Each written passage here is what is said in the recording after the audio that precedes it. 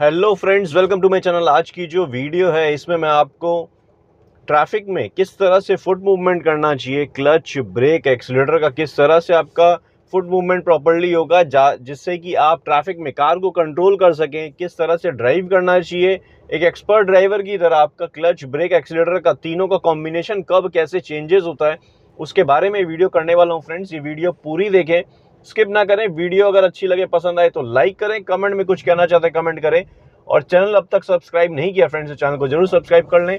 तो फ्रेंड्स, यहाँ पे ऐसा है कि यहाँ पे अभी ऑफिस आवर्स ट्रैफिक के हिसाब से मैं ड्राइव करने वाला हूँ। आपको ये दिखाऊंगा किस तरह से ट्रैफिक, जब सिटी ट्रैफिक होता है या फिर bumper to bumper kind of traffic अगर आगे हमें मिला तो उसमें हमारी फुट मूवमेंट कैसा होना चाहिए। तो ये वीडियो कम्प्लीटली उनके लिए है जो ट्रैफिक में कार को ले जाने के लिए घबराते हैं, या कुछ दिन हुए हैं, कुछ महीने हुए हैं, लेकिन कहीं भी ट्रैफिक में जाने से पहले एक बार लगता है कि शायद नहीं चला पाएंगे। तो फ्रेंड्स, यहाँ से हमें ट्रैफिक थोड़ा बहुत मिलना स्टार्ट होगा तो हमें अपने फुट का मूवमेंट ध्यान से करते हुए कार बढ़ानी है। राइट साइड से ट्रैफिक आ रहा है, लेफ्ट में बस रुकी हुई है, तो हमने क्या किया, क्लच का थोड़ा सा यूसेज लिया, प्रेस कर रखा था, धीरे धीरे रिलीज़ किया और एक हल्की हल्की एक्सीलरेटर प्रेस की। बहुत ज़्यादा प्रेस नहीं किया एक्सीलरेटर को, ज़रा सा प्रेस किया ताकि हमें थोड़ा थोड़ा मूवमेंट मिलता रहे।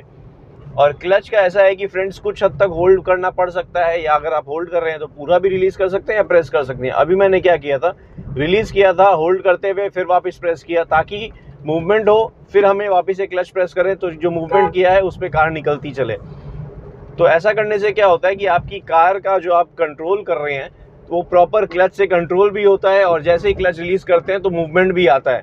तो इससे आपकी कार में प्रॉपर आप क्लच के थ्रू प्रॉपर कंट्रोल कर पाते हैं कार को।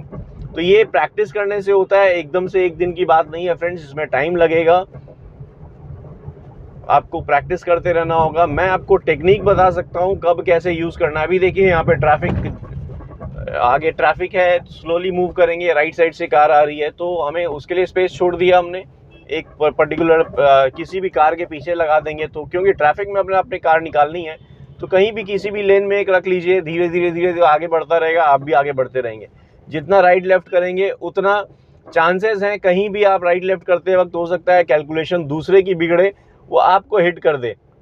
तो बेटर है किसी भी कार के पीछे लगा लें जिससे कि आप कार को अपनी निकाल सकें। अभी देखिए यहाँ से राइट में जाने के लिए इंडिकेटर दे दिया हूँ और धीरे धीरे मूव कर रहा हूँ। सेकंड गियर में क्लच को रिलीज़ कर दिया, पूरी तरह से रिलीज़ कर दिया। आप जैसा मैं फुट मूवमेंट देख सकते हैं, क्लच प्रेस किया, आप थर्ड गियर लगा लिया। अब आपको गियर कैलकुलेशन भी देख लीजिए कितनी स्पीड, कैसे मैं अभी 30 की स्पीड में आ गया है, 30 प्लस होते ही मैंने थर्ड गियर लगा लिया है। अब आगे जाएंगे, हमें ट्रैफिक मिलेगा तो हमारा फुट मूवमेंट कैसे होगा वो भी नोटिस करिएगा। अभी मैंने थर्ड गियर लगा लिया, 30 की स्पीड में नॉर्मल ड्राइव कर रहा हूँ। अगर मैं एक्सीलरेटर ज़्यादा प्रेस करूँगा तो कार की स्पीड ज़्यादा हो जाएगी, आगे जाके ब्रेक लगाना पड़ेगा। अभी देखिए एक्सीलरेटर को रिलीज़ कर दिया मैंने, अब मैंने ब्रेक लगानी स्टार्ट की क्योंकि ये राइट की तरफ आ रहा था। तो इसमें क्या होता है, दूर से ही आप थोड़ा सा कैलकुलेशन कर सकते हैं कि अब आगे वाला जो ट्रैफिक है स्लो डाउन हो रहा है, तो आपने करना क्या, एक्सीलरेटर को रिलीज़ कर देना है। तो जो कि ये वीडियो तीनों की कॉम्बिनेशन के साथ है, क्लच, ब्रेक, एक्सीलरेटर की कॉम्बिनेशन के साथ है, तो हमें उसी के अकॉर्डिंग मूवमेंट करना है। अभी देखिए सिग्नल का ट्रैफिक हो गया है, मैंने क्या किया, न्यूट्रल करके क्लच प्रेस किया था, न्यूट्रल करके ब्रेक अप्लाई की, कार को स्लो डाउन करके स्टॉप कर दिया कम्प्लीटली। तो हमारा फुट मूवमेंट उसी के अकॉर्डिंग होना चाहिए जैसे कि आपको आगे ट्रैफिक मिलता है। अभी देखिए मूवमेंट दिख गया मेरे को, मैंने क्लियर की देखा कि ग्रीन सिग्नल हो गया है, आगे मूवमेंट हो गया है, मैंने गियर शिफ्ट कर लिया, अब सेकंड गियर लगा लिया। क्लच का मूवमेंट आपने नोटिस किया होगा, फर्स्ट गियर लगाया, फिर साथ ही साथ सेकंड गियर लगाया, फिर मूवमेंट करने का क्लच को कम्प्लीटली रिलीज़ कर दिया है।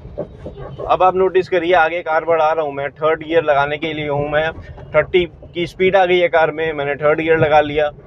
अब मूवमेंट देखिए, सिर्फ एक्सीलरेटर पे से कंट्रोल कर रहा हूँ, हल्का सा मूवमेंट करूँगा फिर स्लो डाउन करूँगा। अब आप नोटिस करिए हल्का सा मूवमेंट किया ताकि मैं आगे वाले ट्रैफिक के साथ मेंटेन कर सकूं। लेफ्ट में एक ऑटो चल रहा है, आगे जो कार चल रही है, मैं कोशिश करूंगा उसी की स्पीड के हिसाब से चलूं। अगर मैं चाहूं तो स्पीड ले सकता हूं, लेकिन आगे जाके मेरे को ब्रेकिंग करनी पड़ेगी। तो मतलब ये है कि मैं फ्यूल बर्न कर रहा हूं, वो पावर सप्लाई करने के लिए इंजन में पावर जनरेट हो रही है, व्हील्स भी स्पीड में स्पिन हो रहा है आगे जाके, लेकिन मैं ब्रेक कर दे रहा हूँ। तो मतलब क्या हुआ, मैं कार का फ्यूल बर्न कर रहा हूँ, एनर्जी जनरेट कर रहा हूँ, फिर वेस्ट भी कर रहा हूँ। तो ये चीज़ करने से आप ही को प्रॉब्लम है, क्योंकि आप ये चीज़ करते हैं अगर, तो आप गलत ड्राइविंग का सेंस ले रहे हैं, क्योंकि आपकी ड्राइविंग में ये चीज़ गलत हो रही है क्या, आप फ्यूल बर्न कर रहे हैं, पावर जनरेट कर रहे हैं, लेकिन आगे जाके उसी पावर को ब्रेक कर दे रहे हैं। तो ये ड्राइविंग में सेंस आना ज़रूरी है कि आप किस स्पीड में कार को ड्राइव करेंगे ट्रैफिक के अकॉर्डिंग। हाँ, अगर इमरजेंसी है then it's different thing, completely दूसरी बात हो जाती है, लेकिन आपने आगे ट्रैफिक के हिसाब से अपनी कार को ड्राइव करना है, स्पेशली जब आप सिटी में ड्राइव करते हैं। तो हाईवे में आपके पास अपॉर्चुनिटी होती है, ऑप्शंस होते हैं स्पीड चलाने के या स्लो डाउन करने के लिए। डिफरेंट लेन है, डिफरेंट स्पीड रहती है हर लेन की। हालांकि कोई मानता नहीं है नेशनल हाईवे में, लेकिन स्टिल आप अगर वहाँ ड्राइव करेंगे तो आप धीरे धीरे समझ जाएंगे कि कैसे क्या पैटर्न होता है चलाने का।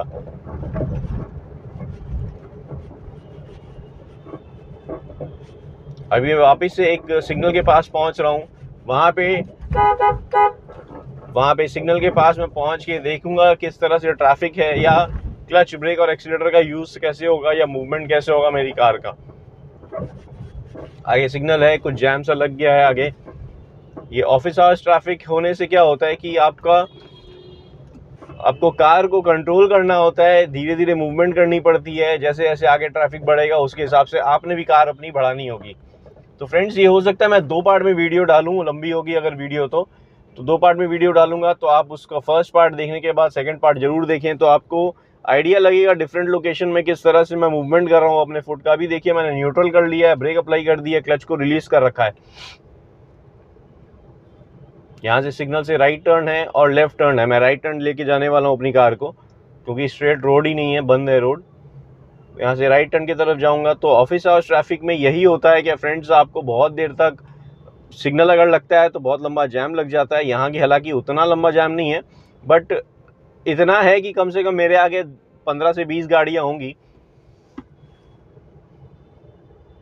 तो अब जैसे ही सिग्नल ग्रीन होता है तो क्या स्लोली मूव होती है कार्स, तो आपका फुट मूवमेंट कैसे होगा, क्लच कंट्रोल कैसे करना होता है। अगर अचानक से कोई कार टर्न लेते हुए बीच में आ जाती है तो आपका ये सब होता है, क्या पैनिक सिचुएशन हो जाती है। जितना ट्रैफिक ज़्यादा होगा उतनी पैनिक सिचुएशन होगी न्यू ड्राइवर्स के ड्राइव करने समय। अभी जैसे ही सिग्नल ग्रीन होगा तो मैं क्लच प्रेस करके, मेरे को थोड़ा सा ही मूवमेंट आगे दिखेगा तो मैं क्लच प्रेस करके फर्स्ट गियर लगा लूँगा, ताकि मैं प्रिपेयर्ड रहूँ कि मेरे को कार आगे बढ़ानी है। ट्रैफिक मूव होता हुआ दिखा मेरे को, मैंने क्लच प्रेस किया, फर्स्ट गियर लगाया और मूवमेंट स्टार्ट कर ली अपनी कार में।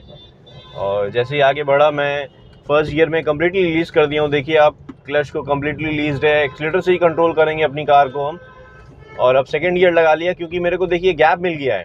ये वाली कार राइट की तरफ चली गई थी तो मेरे को गैप मिल गया, तो मैंने क्या किया, सेकंड गियर लगाया, स्पीड इंक्रीज कर ली।